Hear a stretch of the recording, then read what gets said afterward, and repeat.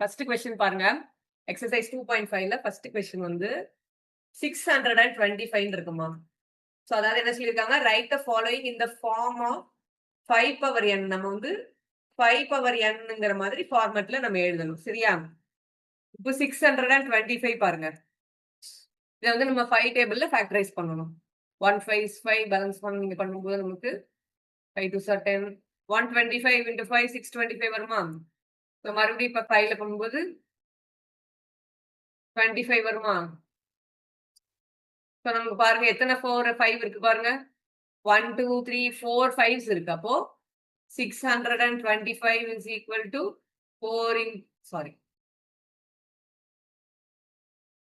5 into 5 into 5 into 5. So நம்ம எப்படி எழுதிக்கலாம், ஃபைனல் ஆன்சர் வந்து நமக்கு 625 is equal to 5 power 4 எழுதிக்கலாமா. So இதான் ஆன்சர். ஸோ அவங்க சொன்ன மாதிரி நம்ம 5 பவர் என்னோட டேர்ம்ஸ்ல வர மாதிரி என்னுக்கு வந்து நமக்கு இங்க 4 கிடைச்சிருக்கு. ஓகேவா. ஸோ இந்த மாதிரி போட்டுட்டோம். செகண்ட் கொஸ்டின் வந்து 1/5 இருக்கு. ஓகேவா. ஸோ அப்போ பவர்ல எதுவுமே இல்லைன்னா இங்க பவர்ல 1 இருக்குன்னு அர்த்தமா. இதை டைரக்டா நம்ம என்ன பண்ணிக்கலாம், 5 பவர் -1 எழுதிக்கலாமா.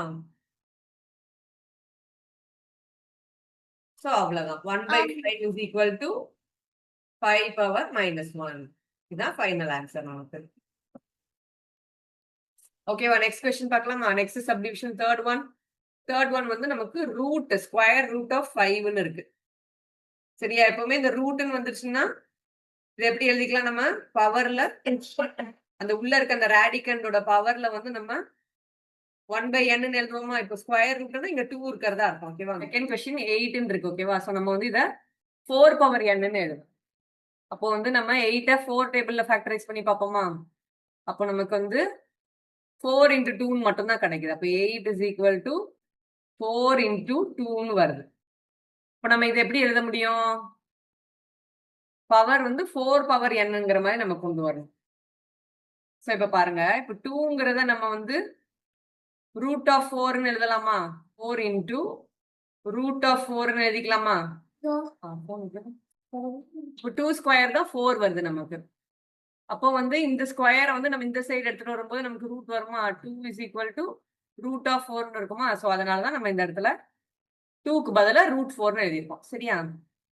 ஸோ இப்போ பாருங்க 4 இருக்கு, இதுல பவர் வந்து 1 இருக்கு. சரியா. இப்போ ரூட் 4 வந்து நம்ம 4 பவர் 1/2ன்னு எழுதிக்கலாமா. which is equal to base வந்து சேமா இருக்கு. அப்போ பவர்ஸ் நம்ம ஆட் பண்ணுவோமா. இப்போ 4 பவர் 1 plus 1/2 அப்படின்னு வரும். which is equal to 4 power 3/2ன்னு கிடைக்குமா. இப்போ 8 is equal to 4 power 3/2. So இதான் நம்மளோட ஆன்சர். 16 இருக்கா. 16 வந்து நம்ம சிம்பிளாவே நமக்கு தெரியும் 4 ஸ்கொயர். ஏன்னா 4 into 4 தான் 16. ஸோ அதனால நமக்கு வந்து ஈஸியா அதை ஒரே ஸ்டெப்ல முடிச்சிடலாம். அடுத்து தேர்ட் ஒன் பாருங்க 32 இருக்கு. ஸோ இதை வந்து நம்ம 4 டேபிள்ல ஃபேக்டரைஸ் பண்ணி பார்க்கணும். இப்போ நமக்கு வந்து 8 4s are 32 வரும்.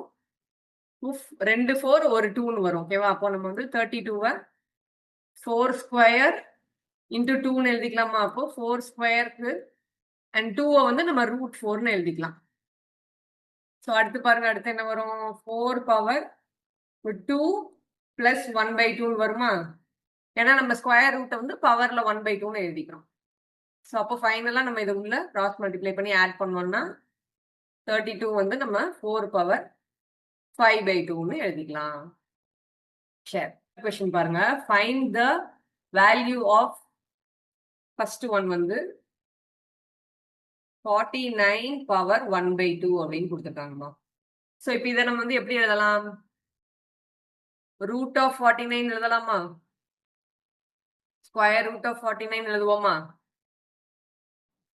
ஸோ நமக்கு 49 பவர் 1/2 is equal to 7.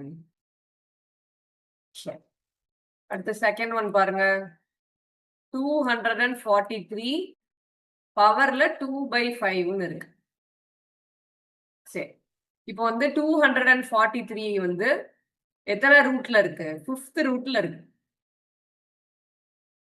243ன்னு இருக்கு. ஓகேவா. ஸோ இதுக்கு பவர்ல வந்து பாத்தீங்கன்னா உங்களுக்கு ஸ்கொயர் இருக்கு.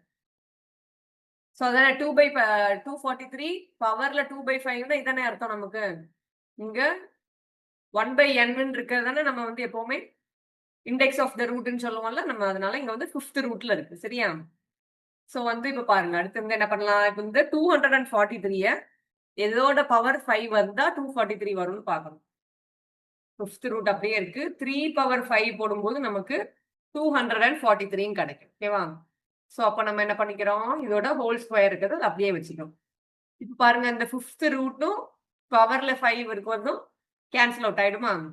ஸோ அப்படி கேன்சல் ஆச்சுன்னா நமக்கு ஈக்குவல் டு 3 ஸ்கொயர் அப்படின்னு கிடைக்கும். இப்போ 3 ஸ்கொயரோட வேல்யூ நமக்கு 9 நல்லாவே தெரியும். ஸோ அவ்வளவுதான். ஸோ எப்பவுமே லாஸ்டா ஒரு ஃபைனல் ஆன்சர்னு போட்டு எடுத்து எழுதணும். சரியா? 243 பவர் 2/5 is equal to 9 அப்படின்னு நமக்கு ஆன்சர் முடிஞ்சிடும். சரி, அடுத்த தேர்ட் சப்டிவிஷன் பாருங்க. 9 பவர் -3/2. ஸோ இந்த மைனஸ் வந்துச்சுனால என்ன அர்த்தம்னு சொன்னேன்னா நமக்கு 1/9 இருக்குன்னு அர்த்தம். சரியா? ஸோ அதான் அந்த மைனஸோட அர்த்தம். மைனஸ்க்கு என்னங்கிறத நம்ம பண்ணிட்டோம். இப்ப அடுத்து பாருங்க பவர்ல வந்து 3 இருக்கு. சரியா? அண்ட் நமக்கு வந்து இங்க ஒரு 1/2 இருக்கா. ஸோ அப்போ வந்து இது ரூட் ஸ்கொயர் ரூட் ஆஃப் 9 அதோட ஹோல் பவர்ல 3 இருக்கு. ஓகேவா? ஸோ இந்த மாதிரி நமக்கு இருக்கு. இப்போ நம்ம இந்த √9 ஏதாவது ஒரு நம்பர் ஸ்கொயர் நம்பர் மாதிரி மாத்தணும். 1 divided by square root of 3 square 9 நமக்கு தெரியும்ல. அப்போ 9 வந்து 3 ஸ்கொயர் எழுதிக்கலாமா நம்ம?